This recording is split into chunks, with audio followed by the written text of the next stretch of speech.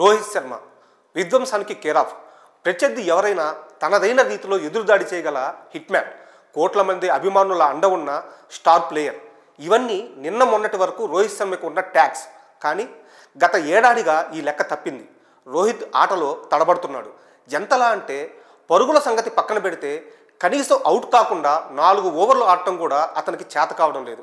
తాజాగా ఆస్ట్రేలియాతో ముగిసిన బోర్డర్ గవాస్కర్ ట్రోఫీలో అయితే జట్టులో స్థానం కోల్పోయి పక్కన కూర్చున్నాడు. ఇలాంటి స్థితిలో ఉన్న రోహిత్ మళ్ళీ ఫామ్లోకి రావడానికి రంజీ బాట పట్టాడు.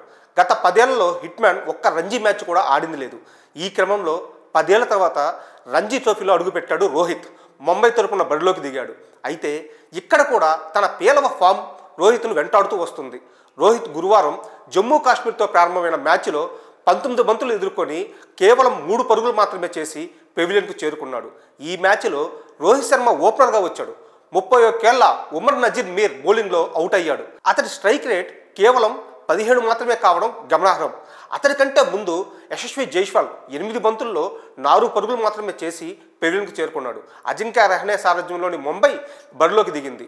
యశస్వి జైస్వాల్, రోహిత్ శర్మలతో పాటు రహానే 12, శ్రేయాస్ అయ్యర్ 11, శివన్ దూబే డకౌట్లు విఫలంతో ముంబై 21 ఓవర్లో 78 పరుగులకే 7 వికెట్లు కోల్పోయి కష్టాల్లో పడింది. ప్రస్తుతం షార్దుల్ ఠాకూర్, తనుష్ రీస్లో ఉన్నారు. జమ్మూ బౌలర్లో ఉమర్ నజీర్ 4 వికెట్లు పడగొట్టాడు. ఇటీవల ఆస్ట్రేలియా వేదికగా ఆసీస్తో జరిగిన బోర్డర్ గవాస్కర్ ట్రోఫీలో రోహిత్ శర్మ బ్యాటర్గానే కాకుండా కెప్టెన్గాను దారుణంగా విఫలమయ్యాడు. ఫలితంగా బోర్డర్ గవాస్కర్ ట్రోఫీ భారత్ చేజాడింది. మొత్తం గత 9 ఇన్నింగ్స్ల్లో రోహిత్ శర్మ అత్యధిక స్కోరు కేవలం 20 పరుగులు మాత్రమే. దీన్ని బట్టి అతను ఎలా విఫలమవుతున్నాడో అర్థం చేసుకోవచ్చు. ఇక గత 17 ఇన్నింగ్స్లలో రోహిత్ శర్మ కేవలం ఒక్కసారి అర్ధశతకాన్ని అందుకున్నాడు. ఈ క్రమంలో అతడి టెస్ట్ కెరీర్ ప్రమాదంలో పడింది. ఇక రోహిత్ ఇప్పుడు రంజీల్లో కూడా ఇలాగే విఫలమైతే సెలెక్టర్స్కి అతనిపై నమ్మకం పోవడం ఖాయం.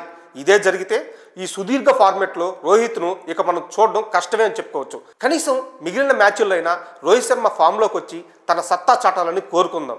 మరి రోహిత్ శర్మ బ్యాటింగ్పై మీ అభిప్రాయాలను కామెంట్స్ రూపంలో తెలియజేయండి.